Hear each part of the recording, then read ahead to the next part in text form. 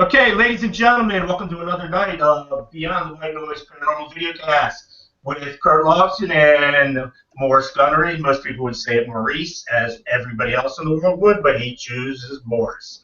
Okay, tonight we have the guys from Ectovision Paranormal out of the great state of Ohio. Thanks, guys, for coming on tonight. Nice one, guys. Nice Thank one. you for having us.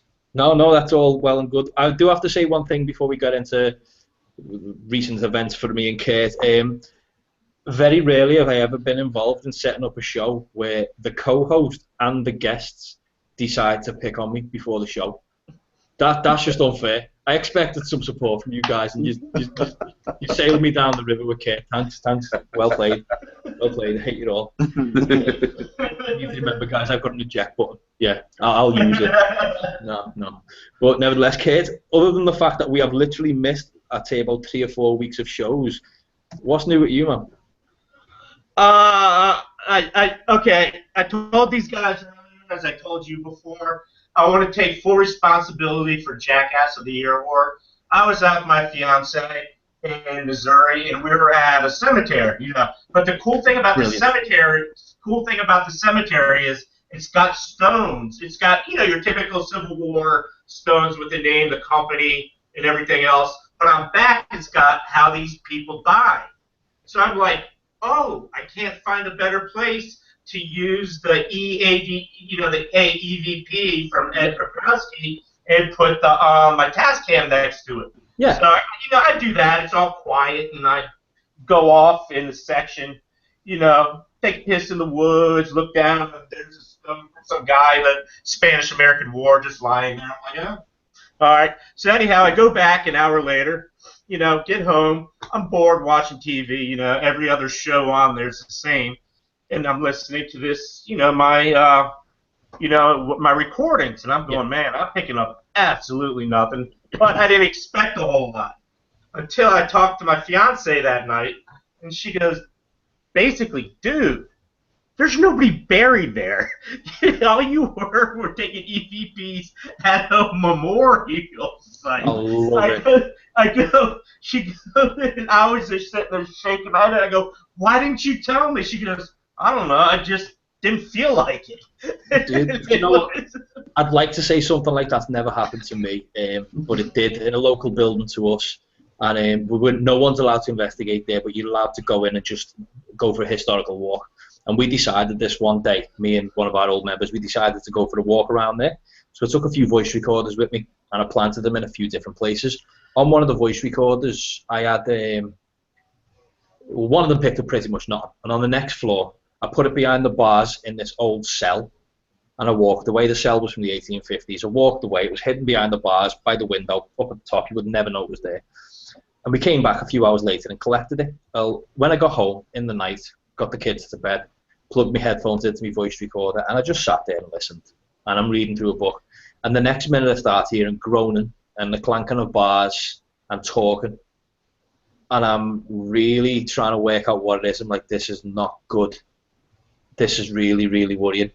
So the next day I went back and I was looking around and trying to work out what it was. In the next room there was a sound effects machine going off to do sound effects of what it was like in a jail. I thought I'd caught the holy grail, and I always remember sitting there and thinking to myself, yeah, why did I even bother? I wasted so much batteries, the lot. I'm not even going to say I'm the only person it's ever happened to, because I'm not. It's happened to Kurt. And guys, I don't even think you admit it yourselves, but it's probably happened to you where you've done something and gone, oh, no, it's scary. But yeah. Go on. You've got to bring one out if you've got one. Oh, man. I'll tell you what, my favorite is with using Boo Bear. Have you ever heard of Boo Bear?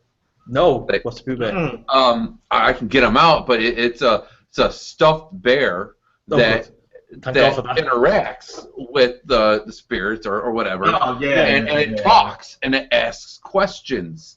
And so we'll have one of our static cameras on the Boo Bear, and as it's asking questions in another room, as we're reviewing, we'll think that we caught this amazing EVP, and after debunking it for 3 hours straight, oh, it's just that stupid Boo Bear.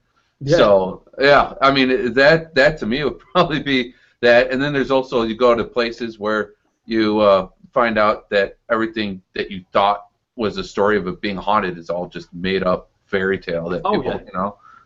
Yeah. That sadly turns out to be 95% of all investigations that you'll find nowadays people do at events.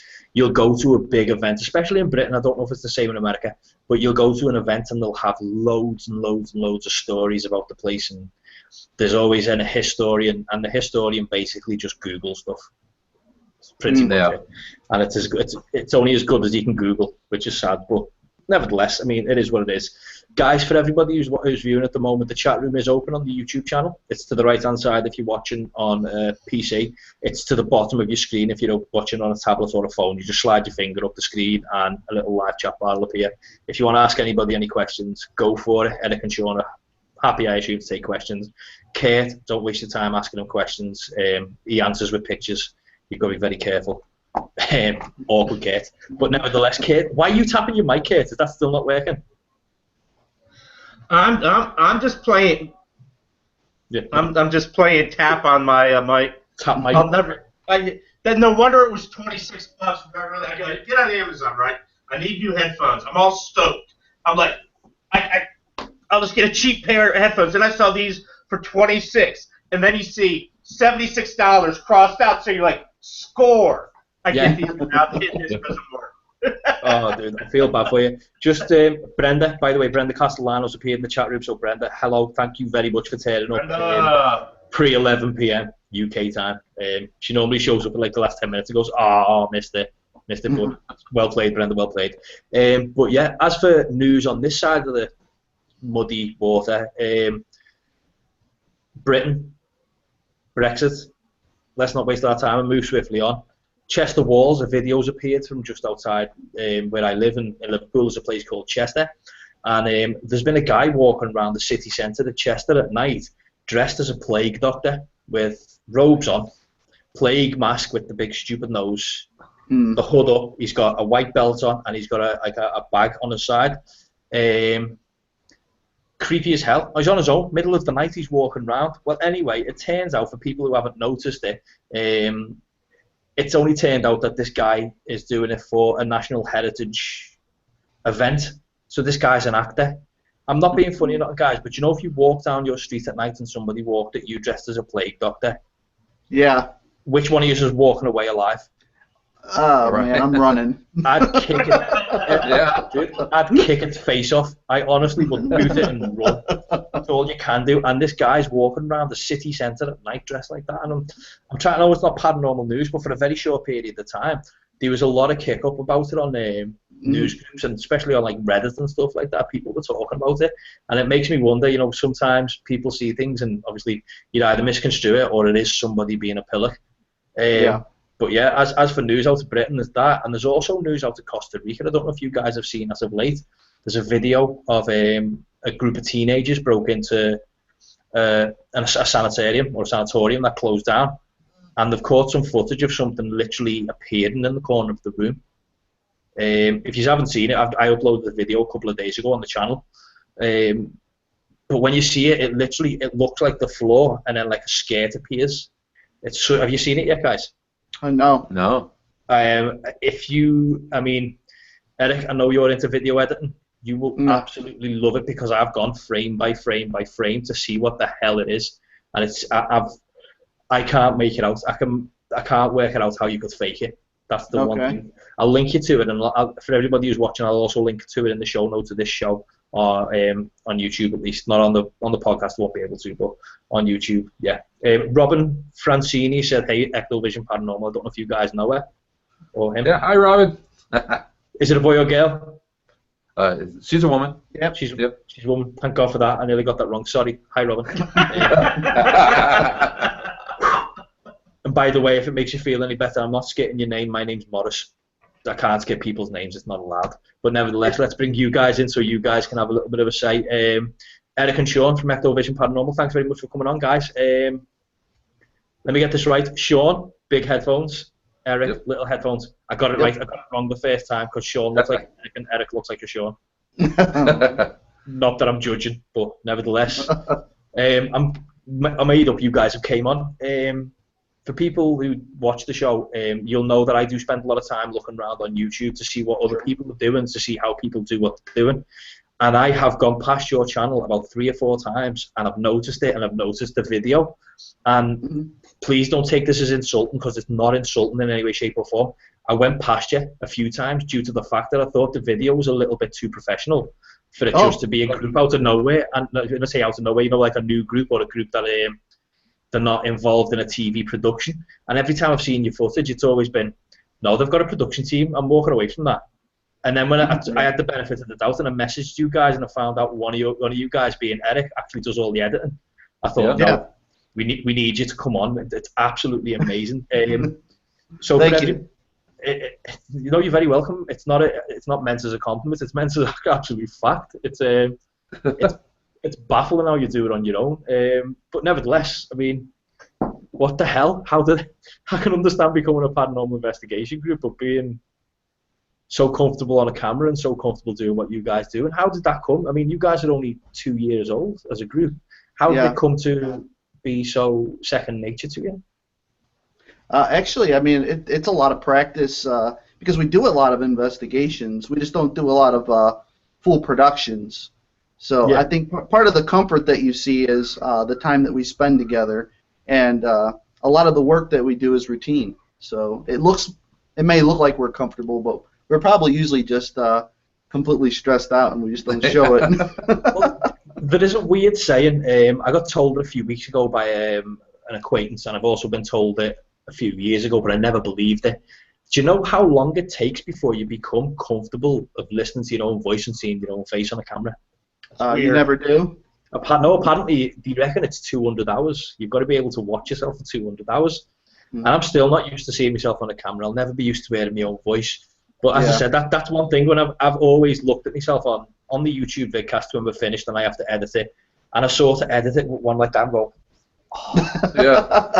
exactly. Yeah. Wow, I don't get it. And I mean, you guys, you green screen. You do your interviews in front of green screens. That's amazing. Oh, thank you. I'm at an absolute loss on how you've done it. So you've only it's bewildering. Sorry. Oh, no, you're fine. I was just going to say it takes a lot of time to do it, for sure. It's a lot of work, like you pointed out. It can be evil. I understand. It can definitely be evil. Oh gosh, yeah, you have no idea. Oh no, you do. You do, obviously. I know. That's okay. I don't want to say that. Yeah. No. Do you know what? I've been there when you've been sitting there and you notice it goes dark, and then because you're focused on your screen, when you look up and the entire room's dark, and then you realise it's gone nighttime, and you're like, "Oh, I'm in trouble with the wife." No, I've been there, man. So, what got you guys together to start doing what you're doing? Go ahead. Honestly, I was investigating. Eric and I actually met at an event at the Kent stage, and just through mutual friends, they actually ended up inviting me to come and join the team, and haven't looked back since. That's not bad. It's one way of doing it. I mean, it just kind of fell into place. I mean, it's one of those things. I don't know if people believe in fate, but I mean, it's kind of weird how it just like all fell together and just kind of worked out from there. Oh no, it is. It's definitely fascinating the way people actually do manage to, especially people in similar interests. They seem to meet or seem to catch up really easily. Except for me and Kate, I think this was more of a restraining order gone wrong.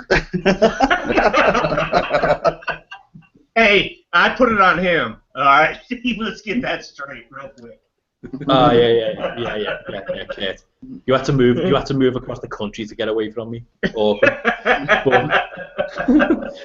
nevertheless. Now, which one of you guys was it that won the old Kent Theatre? We actually both ran the most recent event at the Kent stage. We kind of both took that on with Amber's help, especially putting in a lot of work. Are you saying which one did we win? No. Well, basically, yeah. But how did it go? I mean, our event went fantastic. It went well. We actually had 2 events on the same night, and one was an earlier like daytime ghost hunt, and we actually did really well on that one. the one that was a later ghost hunt, we actually sold that one out in just a matter of days. So that one was that was a huge success. So we're very grateful. No, I'm not surprised you sold out. I mean, the way you're doing it, it's brilliant. It's absolutely amazing. There is one thing I've got to point out.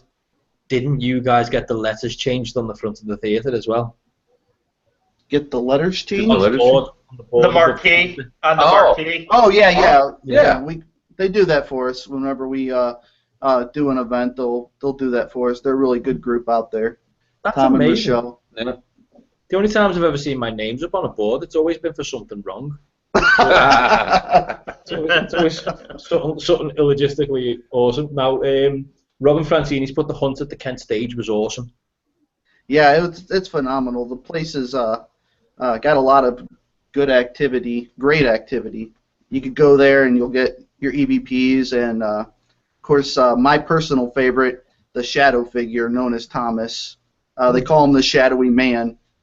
He's just a really massive shadow figure that lots of people have seen on multiple occasions, including myself. So that's what drags you there. Oh yeah, absolutely. Definitely. No, that's good. Yeah. It's especially when you get a location where you feel comfortable. I mean, I don't know if you guys have got it, but every group seems to have a fallback location, one that they go to when you want to just brush up or they just want to get out there. There's always a fallback location. Would you say the theatre was yours or? We're the official team of the Kent stage, yeah. Oh, well played. I'm the official team of absolutely nowhere at the moment because we haven't planned anything for months. But I don't know, keeping yourself active, that's what you've got to do at the moment. Now, we got speaking a little bit earlier, and again, this is something that a lot of production teams on television are doing and a lot of smaller groups don't do, which is you guys film using a quadcopter as well as using cameras. That's correct. Now, again, how long have you guys been doing it for with that as a piece of technology that you use? Is in terms of the drone, the camera drone? Using the Phantom for the investigation. We've had the Phantom for about a year now. Almost a year. Almost a year. I think again, as I said to you earlier, I think it's quite amazing that you guys will take it out and you'll do a lot of filming with it for obviously the build up to the investigation. And again, it's fascinating because you've got some amazing control with it as well.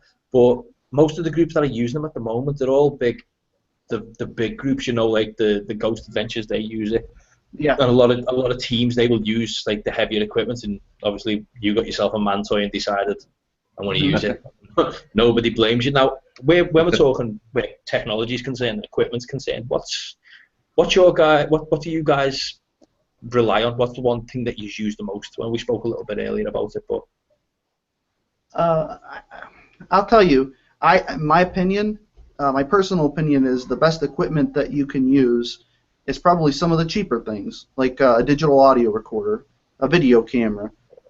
Maybe not so much a snap camera, or definitely not a cell phone. I personally don't like those items, but digital audio recorder and just regular IR video is probably about our favorites.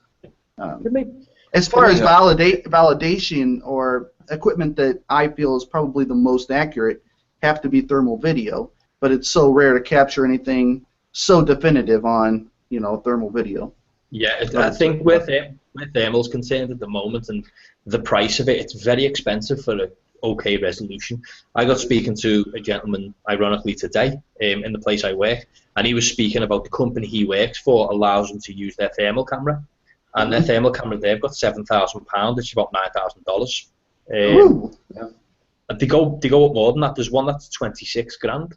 Mm-hmm. The cops use that. Yeah. So the fire service also use it, and so much money to be able to get good resolution.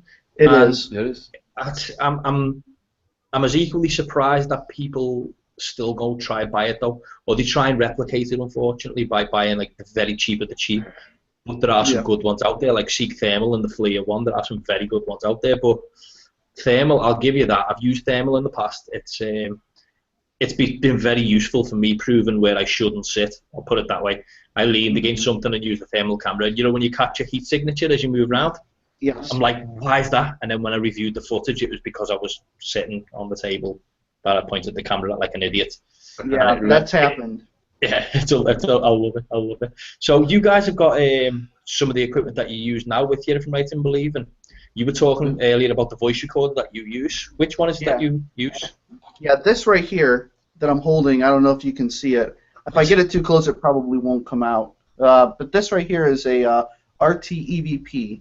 Yes. RT meaning real time, and that's our personal favorite because it allows us to hear potential EVPs real time.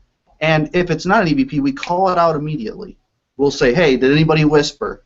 And, you know, if nobody fesses up and we don't see anybody's mouths moving on camera, we can say, okay, we captured something. Where can our watchers pick something up like that, by the way? I'm sorry? I mean, where can our watchers pick up something like that, by the way? This right like that? I believe that I bought this on eBay, and right now I'm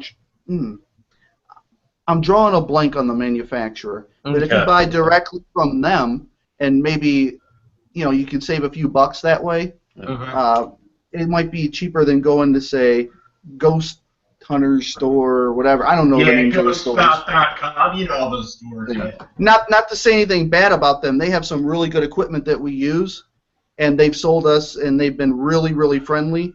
Yeah. But sometimes if you don't have a lot of money, you can get them used on eBay too. So that's the one worrying thing at the moment is a lot of the people who are starting up, they watch what's going on TV, they watch what's going on Ghost Adventures, Ghost Hunters, whichever ghost show it is at the moment. To give you a bit of an idea, have you guys seen Paranormal Lockdown yet? Yeah. That's pretty good. That's pretty good. I kind of like that show, actually. Yeah. For the only, I don't watch many paranormal shows anymore, but that one, I kind of like that one. No, the one thing I absolutely like, I like the program, I like what they're doing, but the one thing I notice is I always notice the tech. I always look at the tech. I'm a geek, for God's sake. It's something I'm born and raised around. Now, one of the things I did notice with regards to what they're using is they've got a guy who's a cameraman who films what they're doing, and he's using the camera, which is called the Red Epic. And if you're into filming, you'll know a Red Epic camera, what they call the brain, which is the body of it, and the lens you can pick up for about 30,000. Then on top of that is the lens that they've got is it's pretty much made to work at such a low light. It's got such a large aperture. It's made to work at such a low light. That lens is worth a lot of money. So he's got 35 or 40,000 pounds on his shoulder, and then you get groups who are starting up thinking we're going to do that. And unfortunately, because of what they're doing, you can't replicate what they're doing because I could never afford it, and same as 90% of the groups on the planet could not afford it. And it's sort of if it's like believing you could become a professional at something the first day you try it because you've seen somebody do it and you think I could do it, but unfortunately you can't catch up to them. But where equipment's concerned, as you've said there, you don't have to have the most expensive for it to work. I mean, you guys, as I've said, you guys have done some really good footage, and you've got some really good footage on YouTube, and it's off equipment, which I'm right in believing didn't cost £40,000. So some of the shows, they do feed you some misinformation, but make you believe that anybody can do what they're doing. And to be fair, 90% of what they're doing, they probably don't enjoy doing. We do it for the love of it. They're doing it for money. So there's a total difference there. But, I mean, where technology is concerned and where equipment's concerned, as long as you've got a base on what you guys wanted to use or want to take with you, that's perfect. Question 2, how much money do you reckon you've thrown into equipment, though? You look at me. I like the way you've done that. It's steep, you know. I mean, you buy several REM pods or whatever. Say you buy 5 of those, you're at $1,000, you know. Yeah. And these RT EVPs, when you buy them directly from the manufacturer, I want to say IT measurement. Now, maybe I shouldn't say that because I don't know if that's who it is, but Measure Pro, maybe that's what it is. These are like $220 a piece, you know. So it starts to stack up. It really does. And our cameras, our video cameras, that's like over $300 a piece. We got almost 8 of those. Yeah, we've got 8 static cameras. We have 2 walking cameras, and plus the cameras our cameramen use. Yeah, and those are pricey. Yeah, and we have the SB11, the SB7 spirit boxes. Yeah. We've got laser grids. I mean, we've got everything. We've got it all almost. Go to these guys' website because it has a list of the gear that they use, or the kit, as they say in England, that they use. I was going through each one of them, and I saw the FLIR, and I was like going, yep. Oh. Is this Ghost Adventures? That's like paranormal porn, dude, for me. Yes. Like, oh, they got a FLIR. And then I'm looking at it, and I'm like, God, I wish I could afford a FLIR. That's what I've discussed this many times. Like, what's that one thing you'll buy? I want a FLIR. You know, that's all I'm sorry, but you know, if I had that one thing, if I could ever buy that one piece of perfect equipment, I'd buy a Mercedes Sprinter van. And then just kick the back out. I would throw everything into the back so that you had somewhere. No joke. I'd have somewhere to sit in front of screens, cable up to, and a coffee machine. Sod the audience, I want a coffee machine. It's all that matters. But no, where equipment, as I said, where equipment's concerned, it gets very expensive. But if you could pick a piece of equipment that you could not, you know, what's the dream piece that you'd like to get your hands on? Man, I think we have our favorites. I don't know. But I don't think we don't want for anything. Right. I mean, there's always something new coming out, Mo, and I think we just try to keep an eye open for new innovative pieces of equipment and try to grab them up whenever you see them. I think it would be nice to have one of those 360 camera views, you know, the camera holders that make it so you can get the different views at like 3-4 different angles. Cool. I think that would be neat for us to have, but me and Kate had the conversation on exactly that piece of equipment by Rico, a Rico YouTube 360 camera, which you can do 360 immersive. You know, you can use the VR goggles for filming. Nice. Now they're out at the moment at £400 over here. I was looking at them and I thought if you could ever do an investigation with one of them and use it exactly for that, it'd be perfect. Now the bad news is they record for 3 minutes. Oh. You couldn't do nothing with 3 minutes. That's the worst part about it. But I think that as a piece of equipment, I think the pad, especially what we're doing with investigations, I think that's the one piece of equipment that everyone's going to have to watch out for, though, because I think it's going to happen. I think a lot of people are going to get it, and a lot of people will get it quick. But I love it, though. I love it. Yeah. So, what have you guys been up to over the past year, then? Investigations other than the theatre? Well, we have our latest video, the Licking County Jail. Actually, that video has our latest piece of equipment in it. We don't have a good name for him. It's a paranormal pooch. It's a big stuffed animal dog that's a trigger object that is a REM pod, essentially. And it's actually turned to one of my favorite pieces of equipment. It's really fun to interact with. I had a neat experience at the jail as well. Our latest investigation that we're working on now, actually, I'm working on the debunk for it. Madison Seminary. Yeah. That place was, I don't know, that place was pretty wicked for us. So I'm excited to get into this, see what all Tom dug up for us and from reviewing everything. Tom is our review guy. We're lucky. We have a guy that goes and reviews everything for us. Oh my God. Yeah. I mean, we're talking 8 cameras, the walking cameras, our camera guys' cameras, and our digital recorders. Yeah. He reviews it all for us, and then I go and I get to debunk what he finds. Tom's a god. Yes, he is. Tom is a god. Tom, we are not worthy of your amazingness. I am that person in my group, sadly. I am the one who sits there and does it all. Ugh, it's horrible. And he finds everything for us. He's awesome. And so I'm excited to dig into that because that place, we had some pretty wicked experiences. That place definitely affected each person that was there. Pretty wild night. So, how much, when you guys walk away from an investigation, how much footage do you walk away with? Well, if we have, say, 8 static cameras set up plus our thermal, which is also static. Yeah. You know, those can all run for 5 hours to 7 to 8 hours apiece. Yeah. And then, of course, we have our digital audio recorders, which we're carrying around. Then we have 2 to 3 walking cameras with us. So I guess the math kind of adds up. Yeah, it does. And then I just feel for poor Tom. I really do feel bad for poor Tom now. Poor Tom just sits there. We all do sometimes. Yeah. Oh, man. Like I said, we're very, very lucky. He's retired, so he very passionate about what he does. Extremely passionate about the paranormal, and he's just an excellent guy. So we're very, very lucky to have him. Robin Fancini's put in the chat room as well. Loving the Licking County Jail video. Oh, thank you. Thank you. Oh, dude, you guys have got a groupie there. She was very happy with it. Everything's like, I love this, I love that. What a person. We need a follower like that. Oh, look, Brenda. I see Brenda's in the chat room. Sorry, Brenda. You can be our follower like that. That's good. But no, that's fine. So the old Licking County Jail. How many times have you guys been there? We've only been there once. Just one, yeah. Just one time. And you walked away with a load of footage. How did you manage to get so much done? That was all in one night. Yeah, that was just like hours and hours of static footage rolling, you know. And it is a highly active location as well. It really is. I would recommend that place. Sorry, go on. Finish what you're saying, sorry.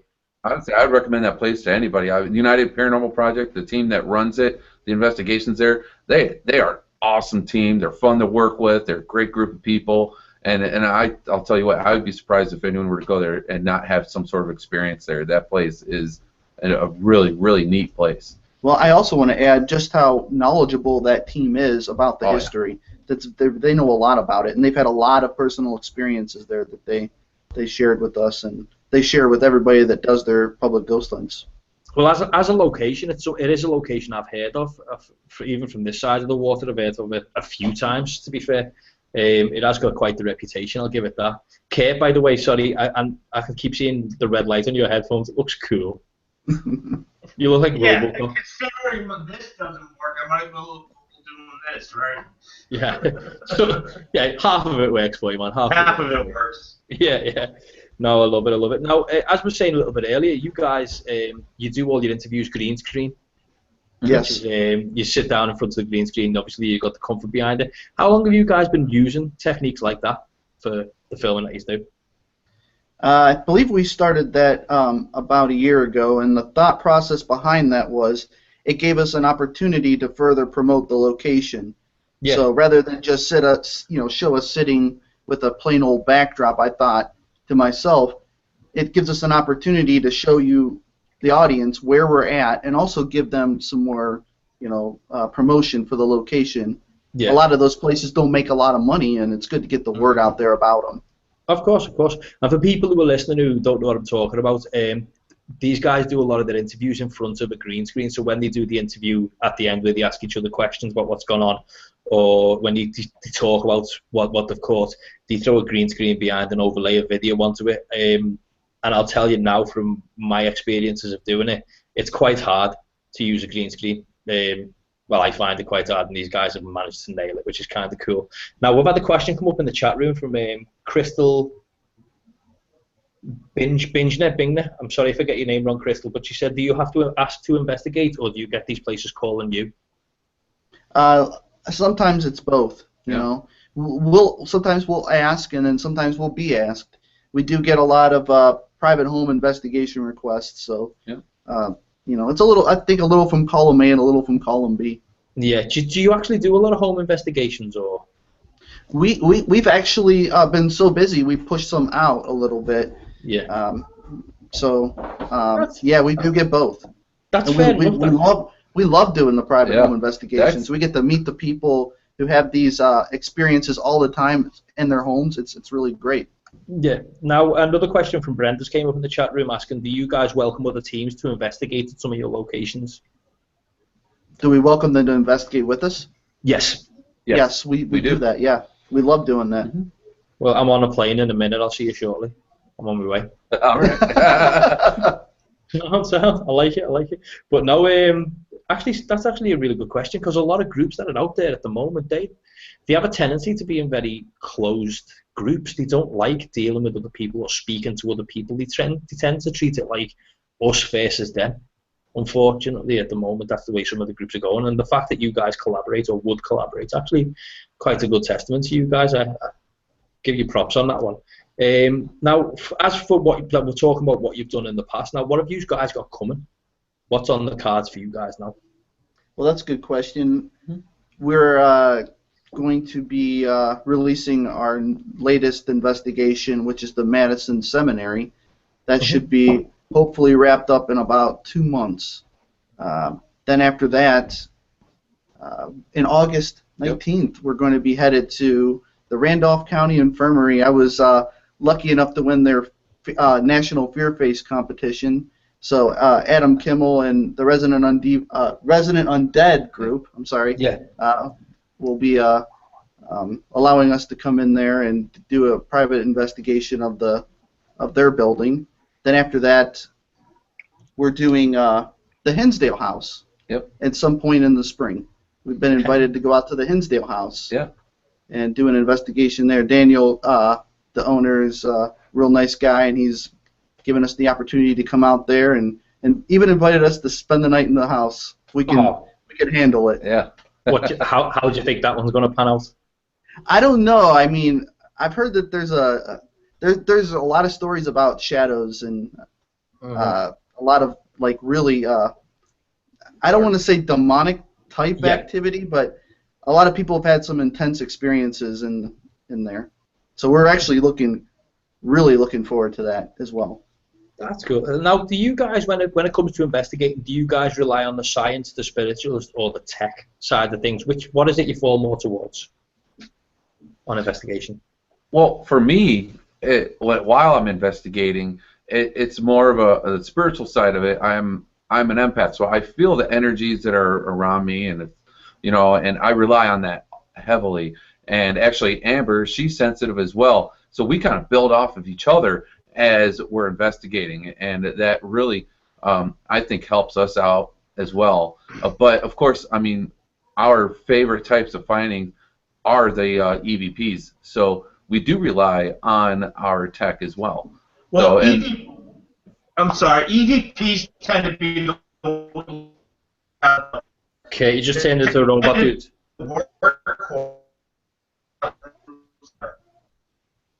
Can you repeat? I said EVPs tend to be the workhorse of a lot of groups out there, I've noticed. Oh, yeah. Oh, yeah. EVPs we can hear you. To be work. No, I got you. Sorry, guys. EVP at the moment, considering the way technology is and considering the way that people, obviously, they have access to all kinds of equipment, EVP and audio recording seem to be quite prominent at the moment. A lot of people are, are releasing their EVPs, especially in the way now that you can use SoundCloud and you can use other other audio formats to release EVPs to the world. I think that's absolutely amazing. But in the same breath, some of the EVPs you hear out there, dear me, you let a sneeze in the background. It's like, what did you say? I love it. I love it. Well, stuff on the shoe. Yeah. Basically, or you will hear a blatant noise that is something blatant, but obviously it doesn't count. Now, to the more embarrassing side of things. Oh boy. Yeah, right. I mentioned this a little bit earlier before the show, and I've given you time to think. I've asked you to think about it. But what is, and you've both got to answer this question individually, what is the most embarrassing thing that Eric has done? Sean? The most embarrassing thing Eric has done? Yeah. No, you're not answering your own question. You've got to ruin his day. Yep. I don't know. I don't really focus on his embarrassment. I focus on my own embarrassment. I got one of you. Oh. Gloves it off. Gloves it off. Yeah. Oh, right now? Go for it.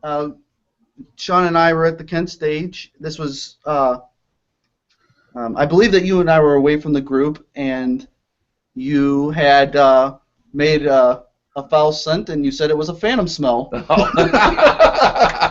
farted. He said it was a phantom smell. Nice. Awesome. Nice. Yeah, I've learned from my grandfather. You got to blame it on something or someone else. So now that I'm in paranormal, I mean, I have something else I can blame it on. So basically, you looked at There's no cat to blame it on. There was no dog to blame it on. You had to blame it on something. Yeah, got you. No children to blame it on. That's cool. Now, now that he set you up for one, Sean. I mean, I could just remember walking behind him as we were going up a set of stairs at the Stagecoach Inn and just watching him trip and fall. I mean, that's always fun to watch. Could have saved my life, but he just went through. Oh, dude, don't worry about it. Don't worry about it. I've been left to fall into a grave before now, and the amount of support I got was somebody passed me a camera. I want to take a photograph of him lying down. It's happened to me in the past, yeah. So I've realised now that if you're ever out in an investigation, don't ever expect support from anybody. You will not get it. If anything, you'll get pushed. Well, he knows I can't see. I have a lot of trouble seeing in the dark, so if I'm walking, yeah, he'd probably let me eat the stairway on that.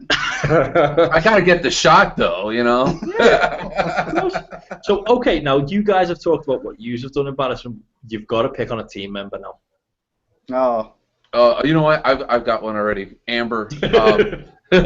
We were at the Old Licking County Jail, and we were investigating down in the old chapel room, and she like screams, and I thought it was she saw like a shadow or something, and I was like, what's going on, Amber? She's like, spider! Oh my gosh! And I'm like, where? There was no spider. The spider literally is smaller than your fingernail, like your pinky nail. That is smaller than that. Yeah. And she like totally freaked out. I'm like, here we are trying to get in contact with spirits that were in a jail, and she's screaming like bloody murder over this little teeny tiny, harmless little like white, like transparent, nothing little spider.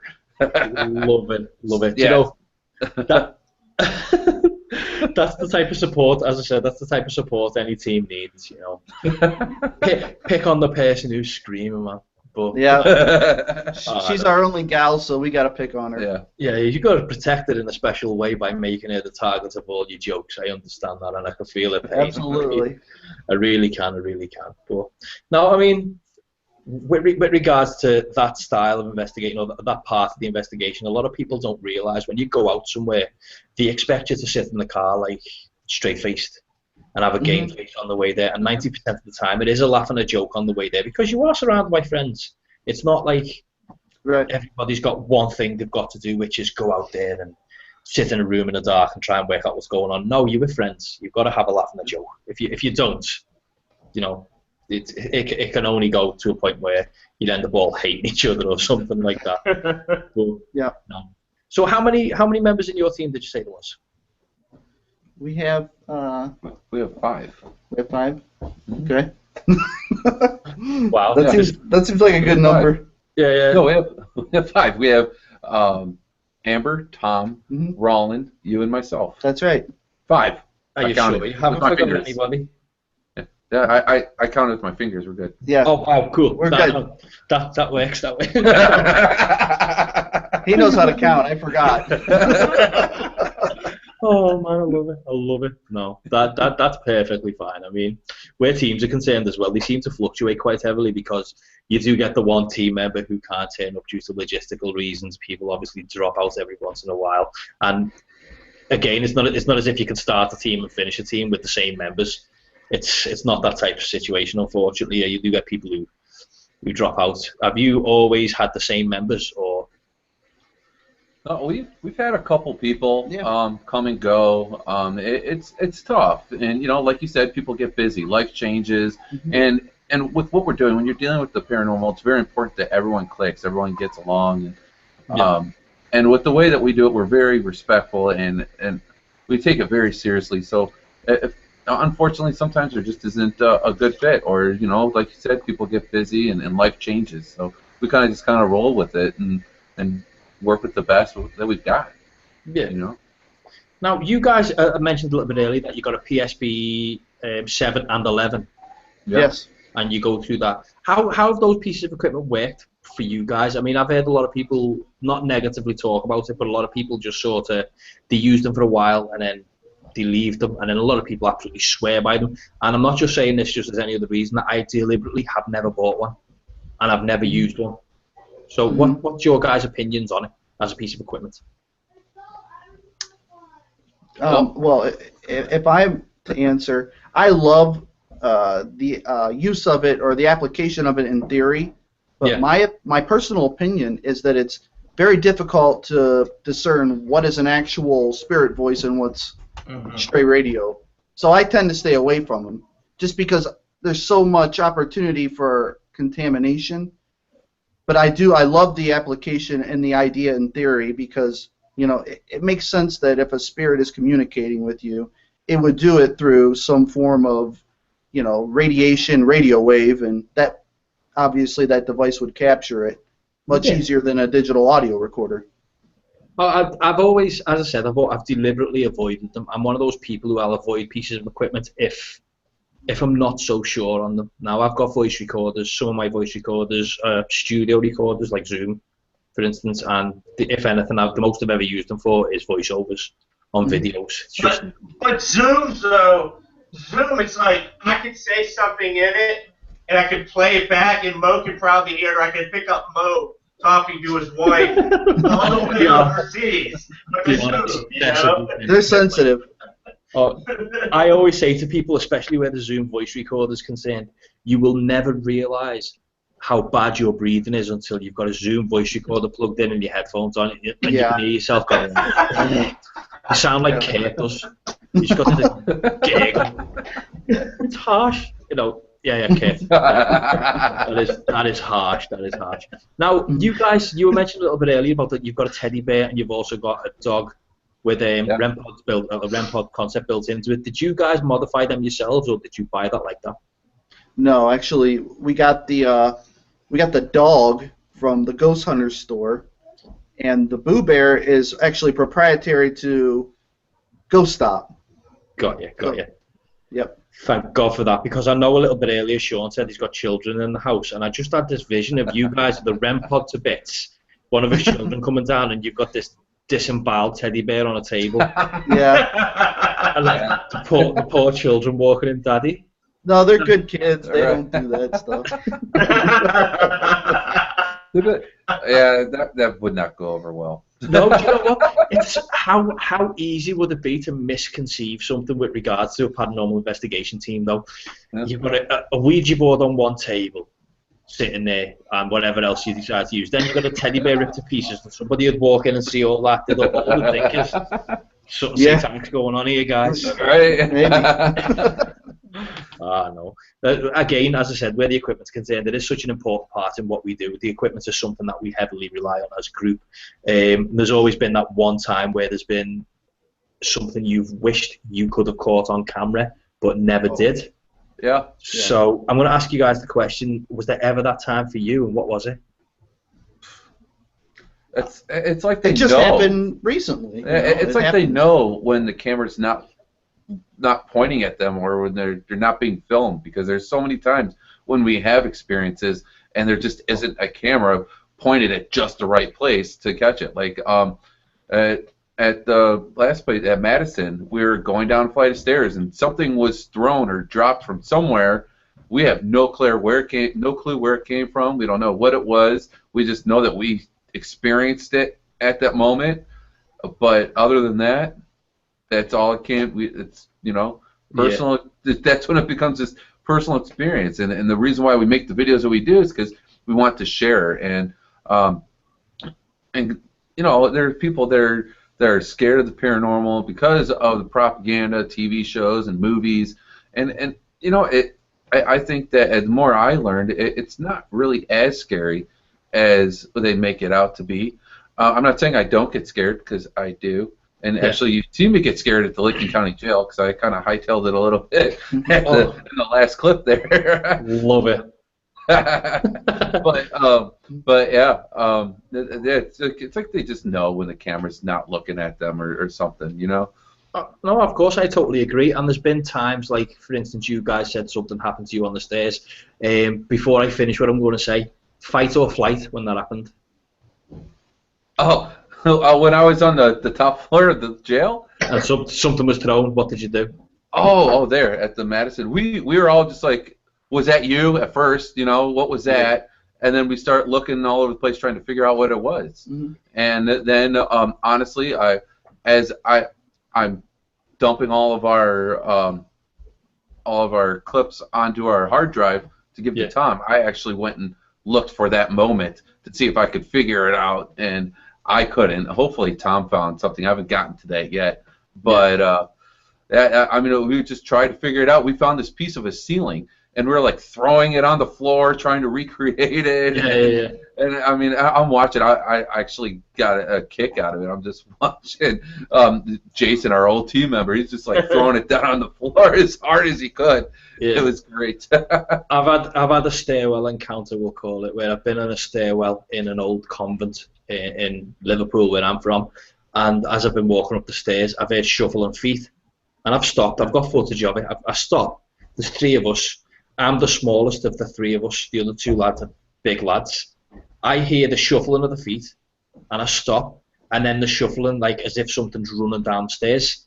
So, you know, because I'm a big lad, and the other two lads I'm with, they're big lads, get ready, and we run the opposite way, as quick as we possibly could down the stairs like children. And unfortunately, I can't use the footage on YouTube because all you can see is the camera like that, just wobbling every which way, but Luke's just running like for clappers to get away. So I'm glad you guys stood and checked it out. Now, Kate, you can laugh as much as you want. I know I'm expecting the abuse after. No, I was just gonna say it sounds like Blair Witch, dude. I just said that Blair Witch. Dude, I'm not even gonna lie to you. All I thought was, I'm on a stairwell. I'm in a shifty part of town. All I've got to be camera tripod, and something's running at me. Now's not a good time for me to stand here. I need to go down. There was 6 of us, and there was 3 of us on the stairs, and I went, nope, let's run, let's go. So we got off. But no, as I said, it's people look at investigating as if it's just something, you know, you can walk into a property and instantly catch stuff. But unfortunately, you can't do that. Sometimes you do have to invest the time, a lot of time. And for people who don't realise, especially what you guys do, you've got a good dynamic in the way that you do it. You all investigate. You all take the load of reviewing. You have one legend of a person who does a load of reviewing, and that's an absolute asset to you guys, because a lot of groups out there, the person who catches the footage and gets all the cameras and has everything in his house, he's unfortunately, or she's unfortunately, the person who takes care of all the reviewing, and a lot of people just sort of put it to one side, and it's a shame. But no, I'm glad you guys have got, obviously, the support behind your team to do that, and that will allow for it. Let's hope you discipline them properly. Also, as well, Robin Franchini's put in the chat room that Sean hopes Santa Claus brings him his own Rimpod dog for Christmas. So Sean wants a Rimpod dog. Oh yeah, my wife got us ours. Actually, got me mine. Yeah. For Christmas. Very romantic. It was an awesome Christmas present, if you ask me. Yeah. I'll take new equipment anytime. Yeah, about to say, I'd love to see what you got your on Valentine's Day. She walks in on Valentine's Day with a parabolic microphone and an SSX cam. He'd like that. That's my birthday too, so yeah, that would work. Your birthday's on Valentine's Day? Yeah. Yes. Oh, yeah. So basically what you're saying to me is everybody celebrates your birthday with sex. I like to celebrate my birthday with sex too. No, there's a difference. You would like to celebrate your birthday. That's true. I am married. Yeah, me too, sadly. No, it's all good. It's all good. Now, again, if you've got a wife who's prepared to buy you, obviously, pieces of paranormal investigation equipment for Christmas presents, you're doing well. You're doing really well. She's. What does she? Her support is awesome. She's very, very supportive, and actually for our Kent Stage event, actually I owe her quite a bit. We were supposed to go to a big concert that very night, and we ended up having to cancel going to the concert so I could do that event. Yeah. I did try to make it up. We drove down to Cincinnati to see that same band and everything, which is about a 4-hour drive. It was a blast. We just actually went on Friday. I just feel like, I mean, that's huge though, because I know how much that concert meant to her. So yeah. Her support is it's never ending. She's awesome. I'm just very grateful. Who's the band? It was Zach Brown band, actually. No, I don't know. They're like a country folk type. Oh, cool. Yeah. Yeah, it's a fun party, you know. Yeah. So We had a good time. So you travelled 4 hours with her to apologise and grovel. And 4 hours back. Do you know what? There needs to be a support group for women who marry men who are involved in paranormal investigating, you know.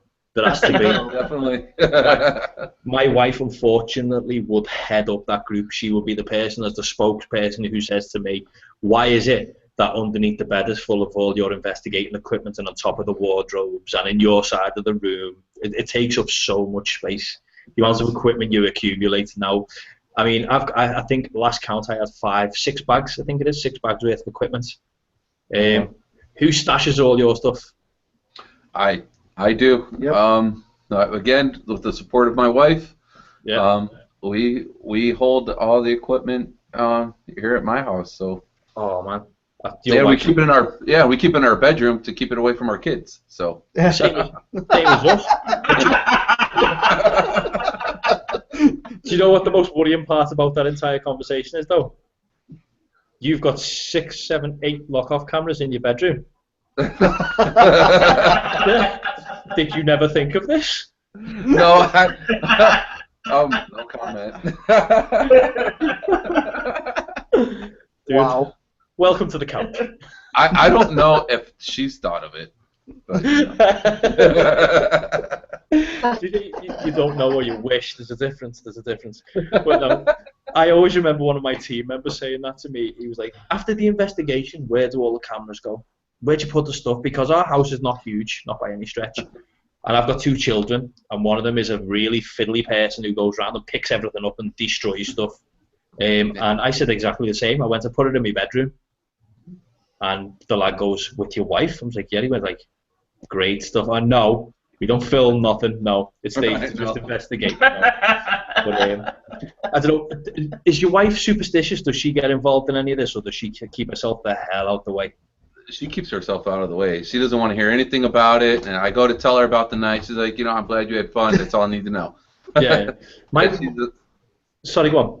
No, I was gonna say, yeah. She just doesn't want anything to do with it. She's very supportive that I do it, and she's glad that I have something that I enjoy doing, and so she supports me 110%. But past that, that's as far as she goes.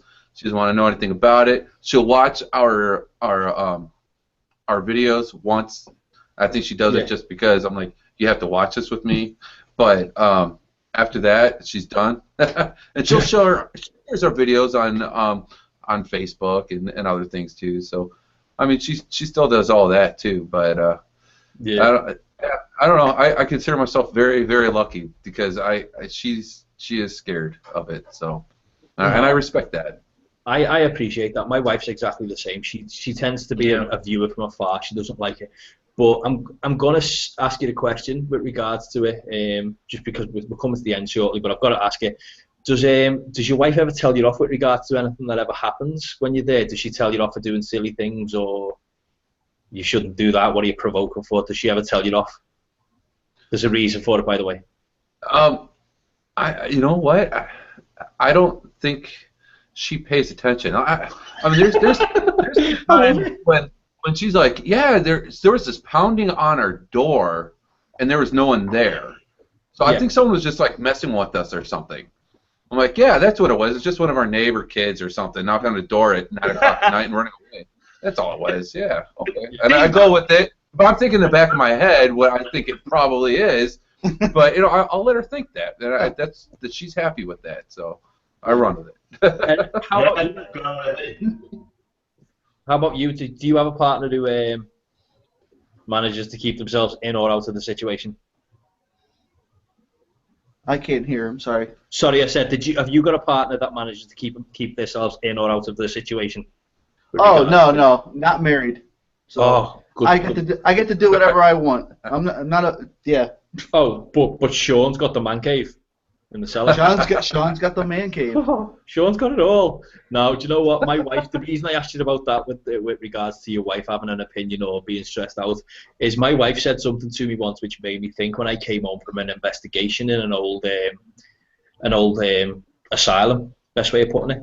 And I brought all my equipment up the stairs. As you do, you sneak into the bedroom with bags and tripods and try and put them down quietly so you don't get yourself in trouble. And she just turned around, looked at me and said, Have you ever thought whether or not that stuff brings anything home with it? And I was like, oh, you're giving yourself nightmares now. Not me. You're giving yourself the nightmares. But yeah. Oh, no. That's such Pretty good. Oh my God, Brenda Castellano's just put in the chat room when I said about you having the cameras in the bedroom messing about. Yeah. Brenda Castellano's just put, no wonder that one man reviews all the footage willingly. Go, Brenda. Oh, Brenda's just dragged that right into the gutter. Brenda, thank you very much for Nice. Oh my God. Well, I love it. Nevertheless, she also said that your wife's a keeper, by the way. She is. Thank you. Oh, that's a legend. But Yeah, listen, that's cool. Nevertheless, what you guys are Ectovision Paranormal. Your channel is Ectovision Paranormal, isn't it? I'm right in believing. Yep. That's Yes. one word. Right. What I'm going to do for people who are going to watch this, I'm going to link this in the comments. So it's Ectovision Paranormal on Facebook, on YouTube. YouTube. Yes. You on Twitter? We're on Twitter. Yep. Yep. We're on Twitter. We're on Pinterest. We're on. We have a web page. So. Oh, well played, well played. What I'll do is I'll link to all this at the in the show notes for the show. Thank you. So that everyone so gets much. to know. And for the people who are listening now, if you have not already seen what these guys have done, I'm not just blowing smoke up anybody's arse. Get yourself over to the channel. For the love of God, get it done. I have never been more entertained by something I've seen on YouTube as something which I find informative and entertaining. And the fact that these guys do it all in-house is it's perplexing. I hope to aspire to be able to do what these guys are doing with the footage that they catch and with the way that they do it. It's amazing. So, as I said, Thank guys, you. my props to what you do. It's absolutely amazing. Thank you. Thank you. And right, nevertheless, we are coming to the end of the show. So everybody who's in the chat room, thank you very much for coming. So yeah, everybody in the chat room, get your goodbyes said now, please. And we're going to catch you soon. And guys, thank you very much for coming on. You're welcome on anytime you want. Yeah. And if you've ever got anything coming up, let us know, and we'll let everybody know for you. Okay? So thank you very much. Thank you so much. Thank you. No Thank problem, you so man. much, Will. And guys, we'll catch you next week. Okay? Yeah. Bye, guys. Next week. Bye now. All right.